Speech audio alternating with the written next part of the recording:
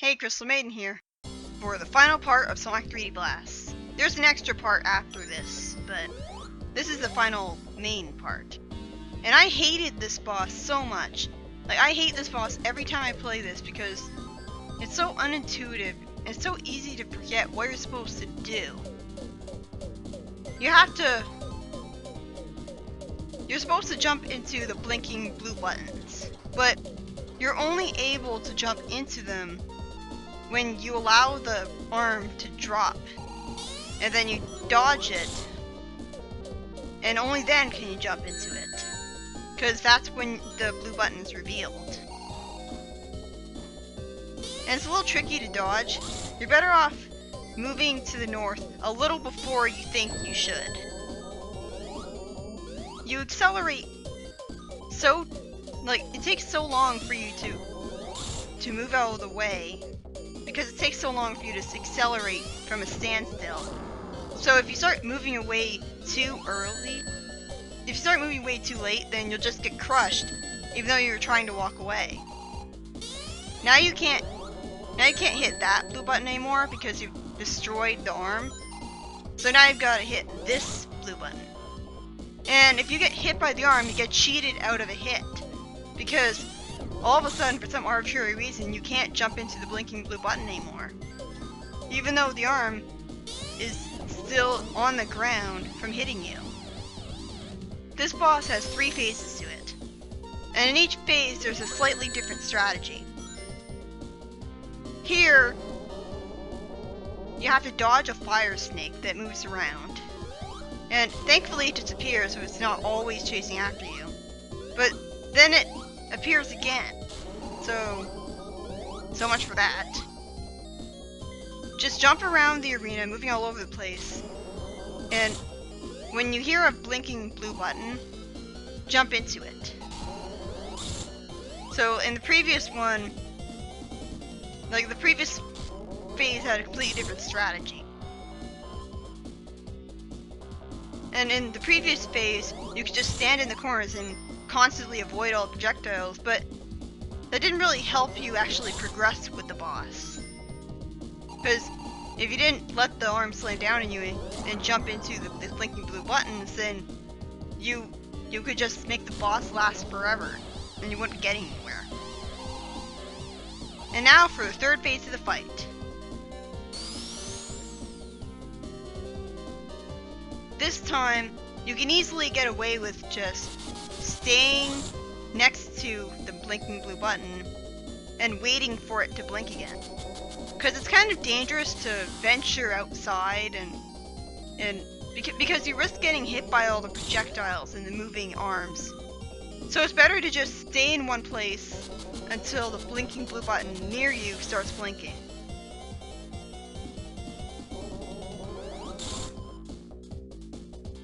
Kind of a minor nitpick, I know, but it's starting to bother me how Eggman is just standing completely still in the machine while it's moving around. Like, it doesn't look like he's trying to. It doesn't look like he's actively controlling the arms or anything. But it is a Genesis game, although the Saturn version doesn't fix that. So this boss drags out, although it doesn't drag out nearly as long as the boss that comes after it.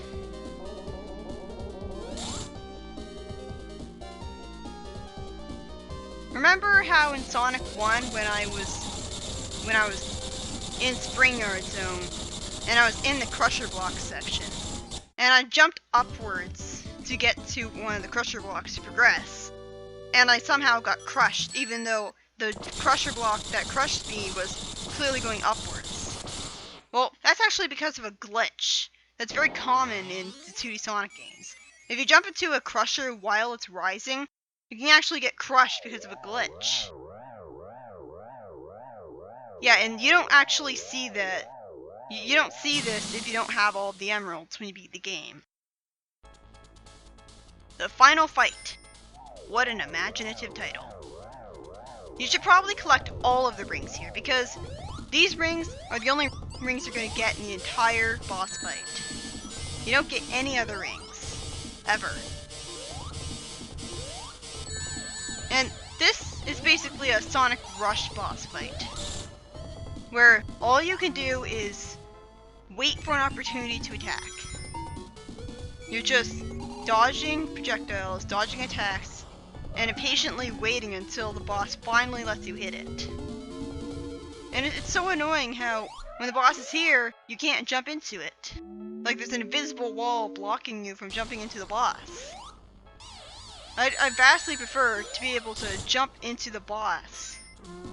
I mean, if there were no invisible walls, then you would fall off the edge of the arena if you jumped too far at the wrong time.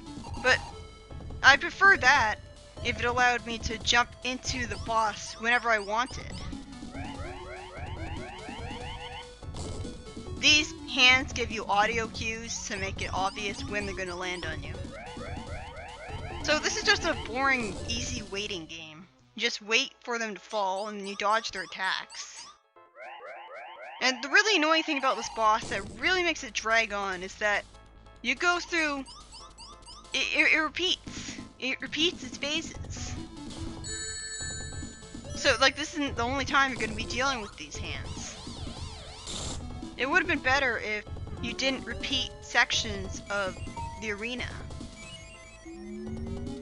Also, this arena looks completely different in the Saturn version. It doesn't have the boring black background. But it also doesn't have the pretty looking purple floor. So, also this music doesn't really suit a final boss, now does it? I mean, it suits the setting, but not what's happening in it. Oh god damn it! Because he moved forwards when I wasn't right next to him, I got cheated out of a hit because by the time I realized he was making himself vulnerable, he'd already backed away. So, this is basically the boss fight. It's kind of like a level, because there's more, you progress with it, but you really don't want to lose your ring and not be able to get it back, because then you'll have to fight the entirety of the boss without any rings.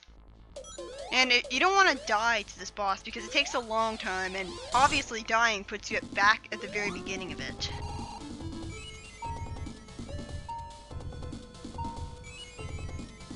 I kind of like how the floor tile that you're standing on glows white when you're standing on it. But now you're back here. Wonderful. Anyways, and remember how in Sonic 1, when I beat a level and I would jump around at the end of the level, 100-point flags would appear. Well, the 100-point flags you can get by jumping at the end of the level only give you 10,000 points, not 100,000 points. I think it's because of a glitch, but that's kind of weird. I mean, it's kind of false advertising. There's also some hidden Japanese text in the Sega logo in Sonic 1. Apparently, it's supposed to be the credits, like the people who made the game.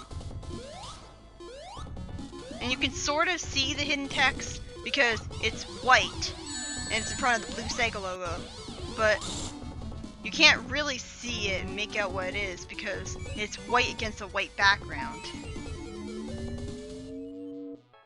I could have cut past all of the times I repeated stuff that happened before, but that's the boss.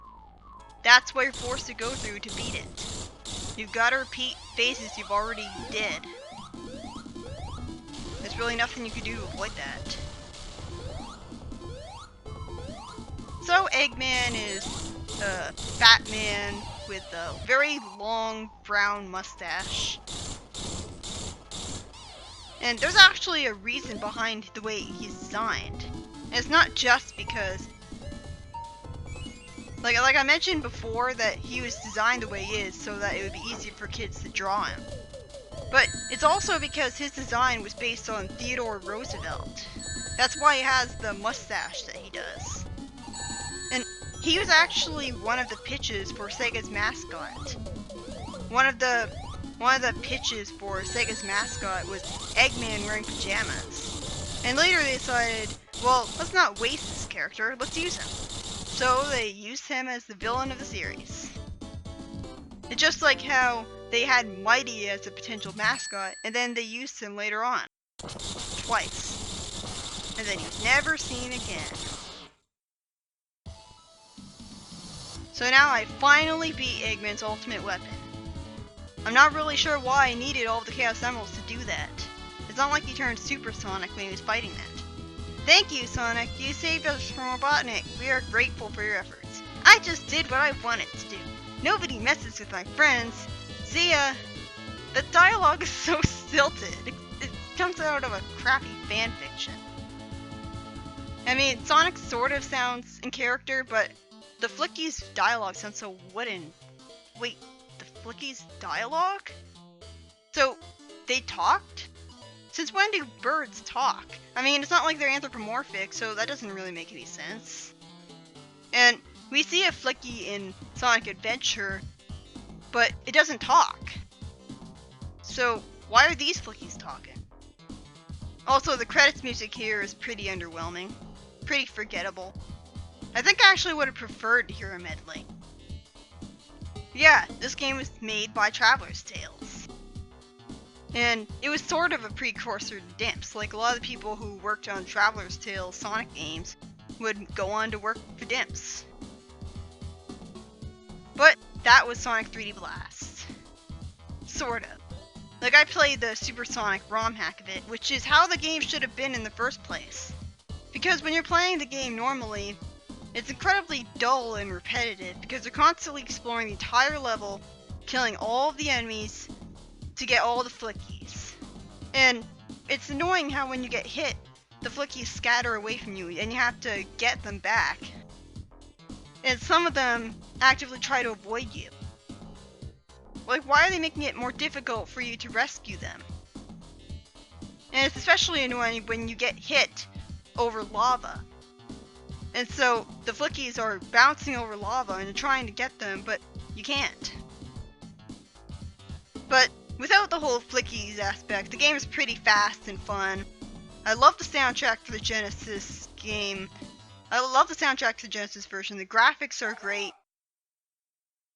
Although, it's kind of weird how there's a psychotic screen for the Sega logo. I'm not sure what they were thinking with that. So, for the next part, I'm going to be covering the special stages of the game. See you then!